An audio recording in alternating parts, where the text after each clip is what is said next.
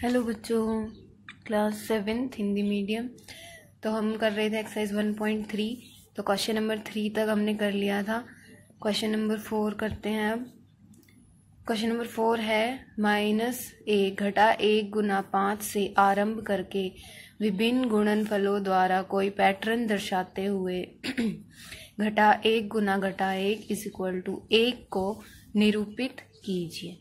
ठीक है, तो हमने ये घटा 1 गुना 5 से आरंभ करके विभिन्न गुणनफल दिखाने हैं। ठीक है, कोई भी संख्या ले सकते हैं हम, और एक ऐसा पैटर्न दिखाना है जिससे कि हम घटा 1 को जब गुना घटा 1 से करें तो बराबर 1। तो मतलब एक ऐसा पैटर्न बन जाए जिससे हमें कोई रिजल्ट मिले कि हाँ इस पैटर्न से हम ये कह सकते हैं कि इन संख्याओं का गुना करके हमें ये मिलता है, या फिर इन संख्याओं का गुना करके हमें धनात्मक संख्याएं मिलती हैं या ऋणात्मक संख्याएं मिलती हैं। तो इस प्रकार का एक पैटर्न तैयार करना है। ठीक है, तो देखो घटा 1 को 5 से गुना करेंगे तो 5 एकम 5, और ये घटा का ये जमा का, जमा घटा घटा, तो उत्तर क्या आ जाएगा घटा का 5। ठीक है, फिर और संख्या ले लेते हैं, घटा 1 और जमा का 3, तो 3 एकम 3, ये घटा का ये जमा का, तो घटा जमा घटा, तो घटा का 3, ये 1 घटा का ये जमा का 1, तो 1 एकम 1, और ये घटा और ये जमा, घटा जमा, निशान कैसा लगेगा घटा का। ठीक है, गुना करते हैं तो निशान वो जो 4 रूल है उसके हिसाब से लगते हैं। फिर ये देखो, ये भी घटा का 1, ये भी घटा का 1, 1 एकम 1, और दोनों घटा घटा, तो निशान कैसा आ गया जमा का। फिर घटा 1 को 4 से करेंगे, 4 एकम 4, तो घटा जमा, निशान कैसा आएगा घटा का।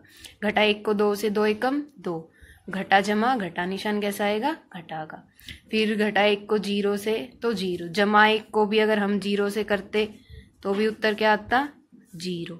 ठीक है, क्योंकि हम शुरू में बताया था कि किसी भी संख्या को शून्य से गुना करते हैं तो उत्तर हमेशा शून्य ही आता है, 0 आता है। ठीक है, तो ये जो हमारा पैटर्न बना, इससे हमें क्या पता चलता है, इस प्रकार के पैटर्न से यह निष्कर्ष निकलता है कि एक ऋणात्मक पूर्णांक और धनात्मक पूर्णांक का गुणनफल ऋणात्मक होता है। यानी कि एक ये धनात्मक यानी जमा वाली संख्या और एक ऋणात्मक यानी घटा वाली संख्या का जब गुना करते हैं तो उत्तर ऋणात्मक होता है, यानी उत्तर जो है वो घटा की संख्या मिलती है।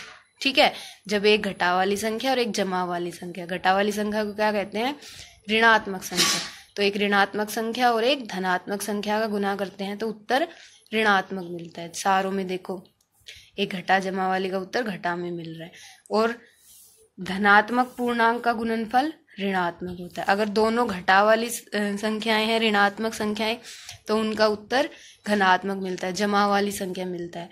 अगर दोनों घटा वाली संख्याएं हैं जिनका हम गुना कर रहे हैं तो उत्तर हमें जमा की संख्या मिलता है, यानी उत्तर धनात्मक संख्या मिलता है।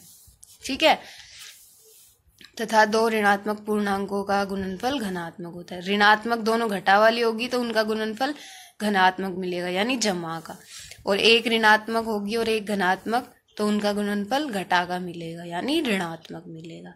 ठीक है, तो ये था क्वेश्चन नंबर 4। अब हम कर रहे हैं क्वेश्चन नंबर 5। तो क्वेश्चन 5 देखो, उचित गुणों का उपयोग करते हुए गुणनफल ज्ञात कीजिए। तो शुरू में गुणधर्म बताए थे पूर्णांकों के, तो उन गुणधर्मों का इस्तेमाल करते हुए हमें इनको हल करना है, इनका गुणनफल ज्ञात करना है। तो देखो पहला है 26 गुना घटा 48 जमा घटा 48 गुना घटा 36, तो इसका हमें गुणनफल ज्ञात करना है। तो कौन सा गुणधर्म लगेगा, वितरण गुणधर्म हमने पढ़ा था। क्या था वितरण गुणधर्म कि a का गुना ब्रैकेट b जमा c, यानी बाहर जो संख्या होगी उसका गुना अंदर वाली दोनों संख्याओं से होगा। a का गुना b से भी और a का गुना c से भी, और फिर उनके उत्तर का जोड़, यानी a का गुना b से, बीच में जोड़ का निशान, और a का गुना c से। ठीक है, पहले दो ये गुना करेंगे, इन दोनों का गुना, जो इनके उत्तर आएंगे उनका जोड़। तो ये वाला गुणधर्म क्या था हमारा वितरण गुणधर्म। तो इस वाले इसमें हम कौन सा गुणधर्म लगाएंगे, वितरण गुणधर्म लगाएंगे। ठीक है, वितरण गुणधर्म से इसका हल करेंगे। तो देखो कैसे होएगा। अब देखो यहाँ पे ये ए गुना बी जमा ए गुना सी, ये जो इधर वाला हिस्सा है ना, इस फॉर्म में है ये हमारा क्वेश्चन। तो हम इसमें ये वाला हिस्सा लगा के और इसका हल करेंगे। अब देखो ये है ए, इसको दोनों, ये जो पार्ट है 26 गुना घटा 48 और घटा 48 गुना 36, दोनों में घटा 48 है। और जो हमारा गुणधर्म होता है ए गुना बी जमा ए गुना सी, इसमें भी ए है और इसमें भी ए है, यानी ए क्या हो गया, जो दोनों में एक जैसी संख्या है, तो घटा 48 तो क्या हो गया, ए का मान हो गया। और इसमें से किसी भी एक को बी मान लो और एक को सी मान लो, तो ए क्या हो गया घटा 48, बी 26 को मान लेते हैं और सी घटा के 36 को। फिर उसमें ये वाला गुणधर्म लगा देंगे, वितरण गुणधर्म, ए की जगह रखा घटा 48 गुना बी की जगह 26 जमा सी की जगह है घटा का 36। ठीक है, फिर देखो घटा 48 गुना 26 जमा घटा का 36 बराबर घटा 48 गुना जमा का ये घटा का, जमा घटा यानी इनकी क्या होगी घटा। 36 में से 26 गए, कितना आया 10, और 36 बड़ा है दोनों में से, 26 और 36 में से, तो इसके आगे घटा का निशान, इसलिए घटा 10।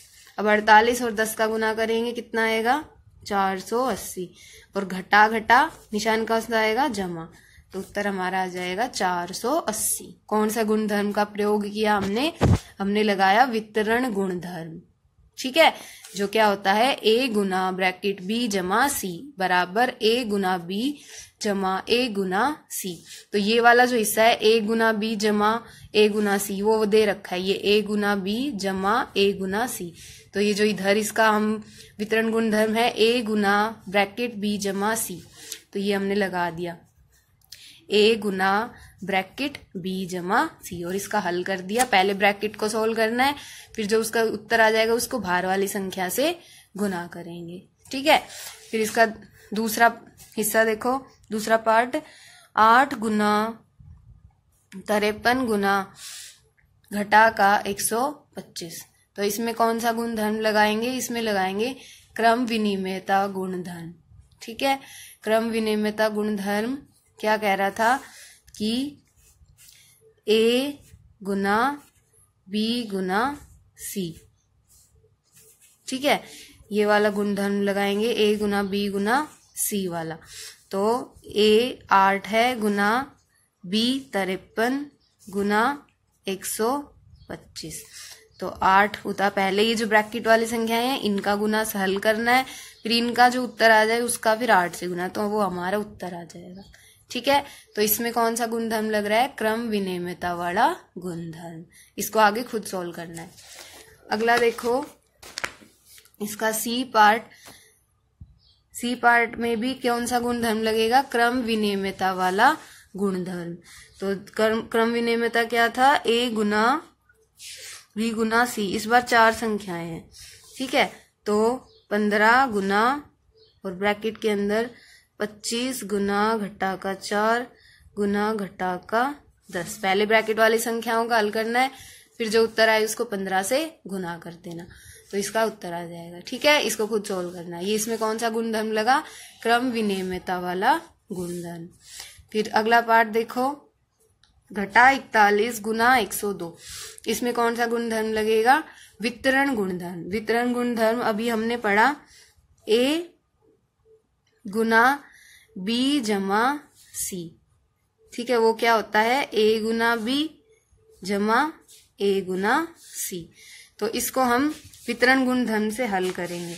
तो ये जो हमारा घटा 41 है ये तो 1 मान लो, और ये जो 102 है इसको हमने b प्लस सी इस फॉर्म में बदलना है, तो इसको हम क्या लिख लेंगे, 100 जमा 2 लिख लेते हैं इसको। ठीक है, 102 की जगह हम 100 जमा 2 भी लिख सकते हैं, वही बात है। तो फिर ये किसके बराबर हो जाएगा, अब ये जो बाहर 41 है इसको 100 से भी गुना करना है और इसकी 2 से भी गुना करनी है। तो घटा 41 गुना 100 ब्रैकेट जमा, फिर ये घटा 41 का गुना करेंगे 2 से, तो ये ए गुना बी जमा ए गुना सी। तो पहले इसका हल करना है, जमा का निशान, इसका हल करना है, फिर जो दोनों के हल आएंगे उनका जोड़ कर देंगे। ठीक है, तो ये आगे का खुद सॉल्व करना है। अगला देखो, अगले में भी कौन सा गुणधर्म लग रहा है, वितरण गुणधर्म, ये वाला ही लगेगा। a गुना b जमा c is equal to a गुना b जमा a गुना c, वितरण गुणधर्म ही लगेगा। तो देखो a वाली a किस संख्या को मानेंगे, जो दोनों में एक जैसी आ रही हो। तो देखो इधर भी 625 आ रहा है और इधर भी 625 आ रहा है, तो a तो हो जाएगा 625 और b कोई सी भी एक संख्या को मान लेना, 35 को मान लेना, चाहे 65 को मान लेना। ठीक है, तो ये भी खुद सॉल्व करना है। अगला देखो, नेक्स्ट पार्ट है 7 गुना 50 घटा 2, तो इसको भी वितरण गुणधर्म लगा देंगे, a गुना b जमा c और a गुना b जमा a गुना c। तो अभी ये तुम सोचो, ये तो घटा का आ गया, यहाँ जमा है, तो इसको आप ऐसे लिख लोगे जैसे 7 गुना 50 और ये घटा का 2 मान लो, इसको ब्रैकेट में लिख दो, घटा का 2। तो 7 की 50 से भी गुना होएगी, बीच में जमा का निशान, और 7 की गुना घटा 2 से भी होगी। अब इसका हल करना, इसका हल करना और दोनों का जोड़ देना, वो हमारा उत्तर आ जाएगा। ठीक है, तो इसमें कौन सा गुणधर्म लगा, वितरण गुणधर्म।